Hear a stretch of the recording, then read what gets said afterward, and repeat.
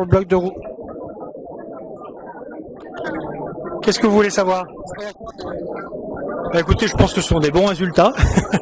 On va être à quasi égalité avec Fanny Bullard au premier tour. Donc maintenant, le deuxième tour va s'annoncer serré. Il faudra se mobiliser, avoir le maximum de report de voix de ceux qui sont de mon camp, de façon à gagner. Il est important que la circonscription reste dans la majorité pour obtenir les moyens dont elle a besoin pour se transformer, continuer à se transformer. Les 3 ponts sont en route. Si on va avoir des crédits, il va falloir se battre et il vaut mieux être dans la majorité que dans l'opposition. En une semaine, il reste quoi à faire? Oh, il reste beaucoup de choses à faire. Convaincre tous ceux qui n'ont pas été votés d'aller voter et puis convaincre tous ceux qui n'ont pas voté pour moi de voter pour moi. Merci bien. Quand tu veux, Fanny, une réaction à ce bon score? Oui. Dans un contexte national où on nous annonce depuis 10 jours maintenant un raz-de-marée UMP, eh bien, on est au regret de devoir constater effectivement d'évidence que dans de nombreuses circonscriptions, on a retrouvé ce phénomène. Donc, il est important de noter effectivement que d'arriver en première position dans la 7e circonscription du Nord, c'est un message fort. Et outre le message, il nous faut mobiliser, puisque le niveau de participation nous amène à considérer qu'il faut aller chercher des votants qui se sont mobilisés fortement pour la présidentielle et qui sont aujourd'hui restés chez eux. Donc on a une semaine pour cela, ça c'est le premier point.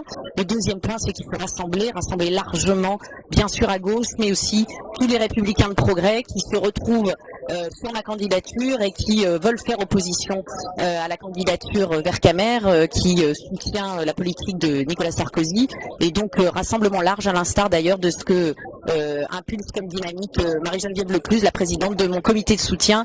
Donc on a une vraie dynamique, des gens se rassemblent autour de la candidature formée par Nacera et moi, et il nous faut poursuivre en ce sens. Une semaine, terrain, proximité, dialogue, conviction, et nous serons toujours les premiers le dimanche 17 au soir. Merci. Merci. Monsieur Barr, une réaction, désolé pour la lumière, mais c'est important. Bon score sur la 8e. C'est vrai que c'est pas un mauvais score, c'est 3 points de plus que ce que j'avais fait au premier tour en 2002 alors que j'étais le député sortant à l'époque. On se souvient que j'avais été battu de 60 voix au second tour. Cette fois-ci, à la fois il y a eu un vote utile, une polarisation autour des 2 grands candidats, si je puis dire, mais une élection ne se gagne qu'au second tour. C'est par les bulletins qui seront au fond des urnes le 17 juin qu'on saura si la circonscription se dote d'un député qui s'appelle Dominique Barr, d'un député de gauche, mais d'un député qui aujourd'hui veut lancer un appel pour cette députation à l'ensemble des candidats, à l'ensemble des électeurs, femmes et hommes de gauche bien sûr, mais aussi représentant les forces de progrès qui ont envie d'une société de transformation sociale, qui privilégient la justice à l'injustice et qui voudront combattre les décisions financières mauvaises qui seront prises pendant l'été, que le gouvernement de Nicolas Sarkozy pour l'instant nous cache, mais qu'il va rendre public dans les semaines qui viennent. Soit ils choisissent Salem Cassette qui votera tous les textes de Nicolas Sarkozy, soit ils choisissent quelqu'un qui pourra porter les aspirations de cette circonscription, qui sait les besoins sociaux de cette population et qui saura défendre ses intérêts, votre serviteur. Merci bien. Écoutez, les résultats sont bons parce que les habitants de notre circonscription m'ont mis en 2e position, donc pas très loin de Barre, puisque Barre a fait 37,7 et moi je fais 36,36 exactement.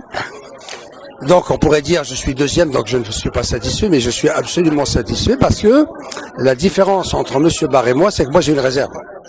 Monsieur Barre n'a plus de réserve. Mais c'est pas pour autant qu'on va pas se battre. Surtout, ce qui me paraît très important au-delà des chiffres, c'est que les habitants de notre circonscription ont confirmé ce que les Français ont fait pour l'élection présidentielle en plaçant, je dirais, en tête un candidat de la majorité présidentielle et un candidat du Parti socialiste. Donc au 2e tour, ils auront à choisir entre 2 conceptions politiques totalement différentes. Celle que nous proposons, nous, majorité présidentielle, c'est-à-dire le changement, et l'immobilisme que propose M. Barr et le Parti socialiste. Autre question qu'on pose à tous les candidats, est-ce que ça vous pose une réflexion pour les prochaines municipales, le fait d'avoir fait un bon score sur votre nom à vous? Écoutez, il est évident qu'il y a une certaine logique.